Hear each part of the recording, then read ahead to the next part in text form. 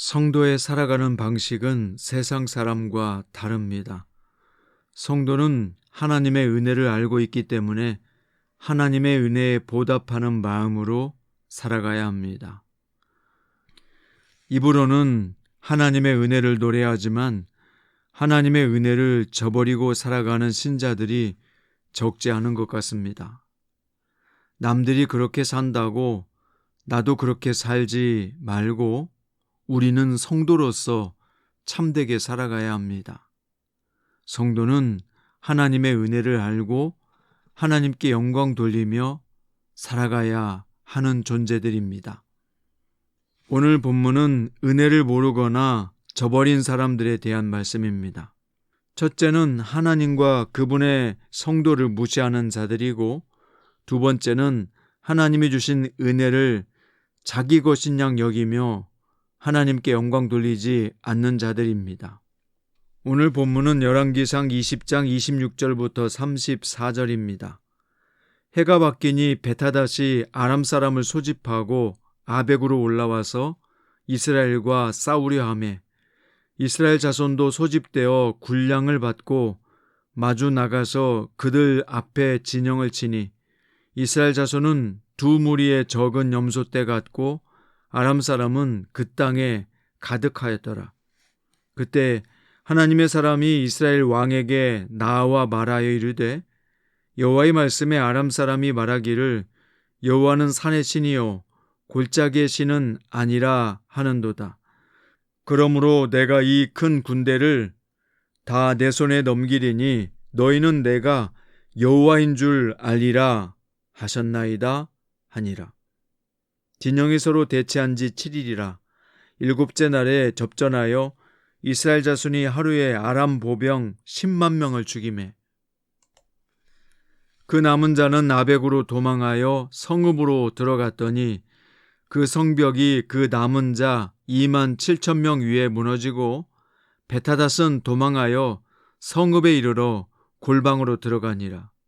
그의 신하들이 그에게 말하되 우리가 들은즉 이스라엘 집의 왕들은 인자한 왕이라 하니 만일 우리가 굵은 배로 허리를 동이고 테두리를 머리에 쓰고 이스라엘의 왕에게로 나아가면 그가 혹시 왕의 생명을 살리리이다 하고 그들이 굵은 배로 허리를 동이고 테두리를 머리에 쓰고 이스라엘 왕에게 이르러 이르되 왕의 종 베타닷이 청하기를 내 생명을 살려 주옵소서 하더이다. 아합이 이르되 그가 아직도 살아있느냐? 그는 내 형제이니라. 그 사람들이 좋은 징조로 여기고 그 말을 얼른 받아 대답하여 이르되 베타닷은 왕의 형제니이다. 왕이 이르되 너희는 가서 그를 인도하여 오라. 베타닷이 이에 왕에게 나오니 왕이 그를 병거에 올린지라. 베타닷이 왕께 아뢰되 내 아버지께서 당신의 아버지에게서 빼앗은 모든 성읍을 내가 돌려보내리이다.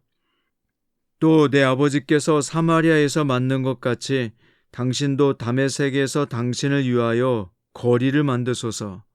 아합이 이르되 내가 이 조약으로 인해 당신을 놓으리라 하고 이에 더불어 조약을 맺고 그를 놓았더라. 아멘. 오늘 말씀의 제목은 하나님의 은혜를 헛되이 받지 말라입니다. 해가 바뀌자 선지자가 예언한 것처럼 아람의 베타닷은 다시 이스라엘을 쳐들어왔습니다. 그때 선지자가 아합 왕에게 힘을 기르고 행할 일을 알고 준비하라고 권면했지만 아합이 이끄는 이스라엘 형편은 두 무리의 적은 염소떼 같았고 이에 비해서 아람 사람은 땅에 가득할 정도였습니다.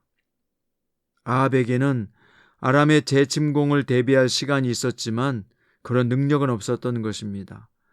그때 다시 한번 하나님은 아합에게 이 큰 군대를 다 내 손에 넘길 것이다 라고 말씀하셨고 너희는 내가 여호와인 줄 알리라 라고 선언하셨습니다.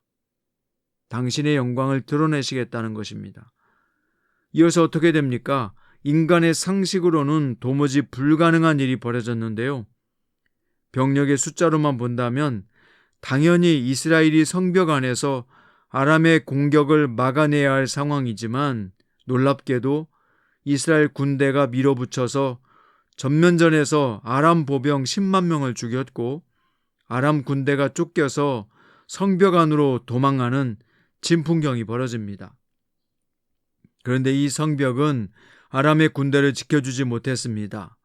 오히려 그들 위에 무너져서 2만 7천 명이 성 안에서 죽는 사태까지 벌어졌습니다.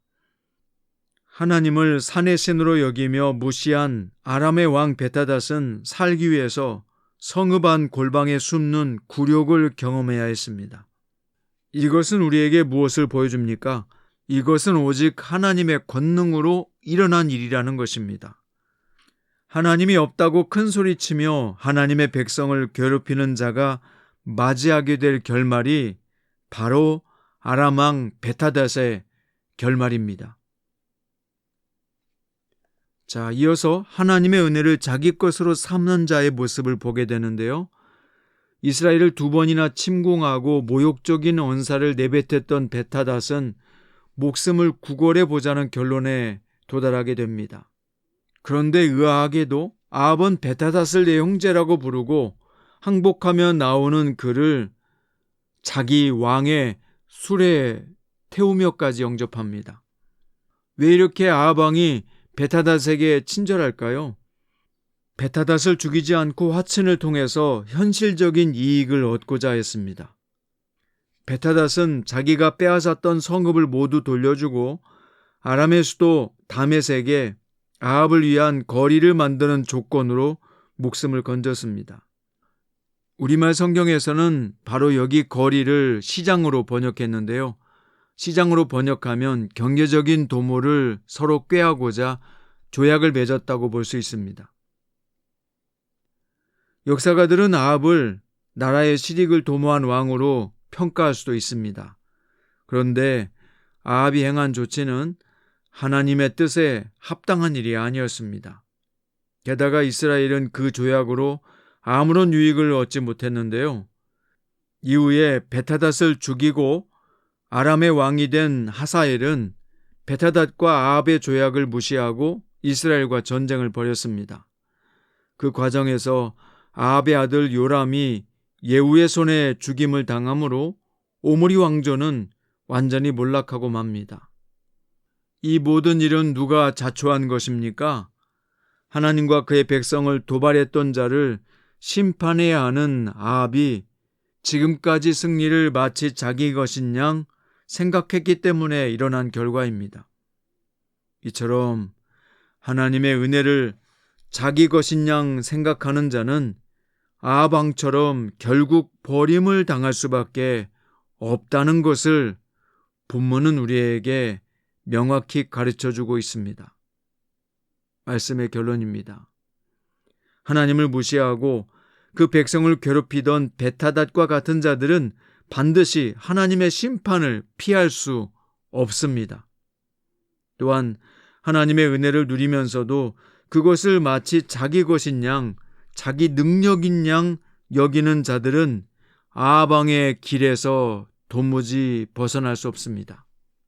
사랑하는 성장 큐티 가족 여러분, 우리가 누리는 모든 것들은 하나님의 은혜로 받은 것입니다. 인정하시고 믿으십니까?